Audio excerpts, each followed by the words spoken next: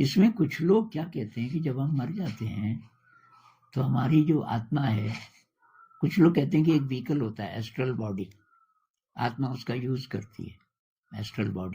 Body के पास पूरा data bank है, वो पता नहीं कितने लाइफ टाइम्स का, और कि वहाँ जो देवता लोग हैं, और मेरा तो इसमें विश्वास बढ़ रहा है एनडी वालों के कारण। एनडी आपको पता है, जो कुछ देर मर गए थे और फिर जिंदा हो गए, उन पे 70 से बहुत सारे वैज्ञानिक रिसर्च कर रहे हैं। वो आप एग्जाम्पल देते हैं ना, अनीता मूरजानी का बहुत बार मैंने एग्जाम्पल दिया। तो और वो ये नहीं है कि वो ऐसे ही बोल रहे हैं, उनके अनुभव बहुत हद तक वेरीफाइबल है, क्योंकि वैसी ऐसी बातें भी बता देते हैं जो कि पता ही नहीं थी उनको, और मर गए थे मतलब ये ब्रेन काम नहीं कर रहा था, इसका मतलब हमारे पास कोई और भी ब्रेन है, सुपर ब्रेन, जो टेलीपैथिक है, जिसको पता नहीं कितना कितना पता चल सकता है।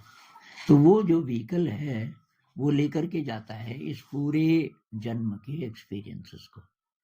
और कि वहां रिव्यू होता है, देखो भाई तुमने ऐसे ऐसे ऐसे ऐसे ये जन्म ऐसा रहा तेरा, जितनी भी उम्र रही, और तब की वहां आपको सब पता चलता रहता है, मैंने कहाँ पे दुष्कर्म किए, मैं क्या कर सकता था वहां पे, मैं ये कर सकता था, अच्छा काम ये भी नहीं किया, ये भी नहीं किया। फिर कि अगला जन्म आपको कैसा चाहिए, तो वो आत्मा चुनती है कि मुझे ऐसा चाहिए। उदाहरण के लिए कोई बहुत ज्यादा खूबसूरत था और उसने उस खूबसूरती का बुरा फायदा, गलत फायदा उठाया, आकर्षण में, ये काम वासना में लिप्त रहा, अब साधना कर नहीं पाया। अब उसको सबसे बड़ा खतरा ये लगता है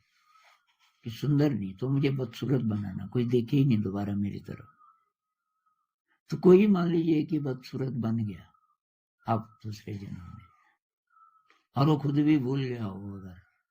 कि यार मैंने किसका क्या बिगाड़ा, बाकी सब ठीक ठाक है लेकिन मेरी सूरत है, लेकिन अब ये कैसे याद रहे कि उसने खुद ही चूज किया। तो कि हम गरीबी को, अकाल मृत्यु को, एक्सीडेंट्स को, रेप को, बैंक रॉबरी को, जितनी भी खतरनाक चीजें, खून खराबा को खुद चुनते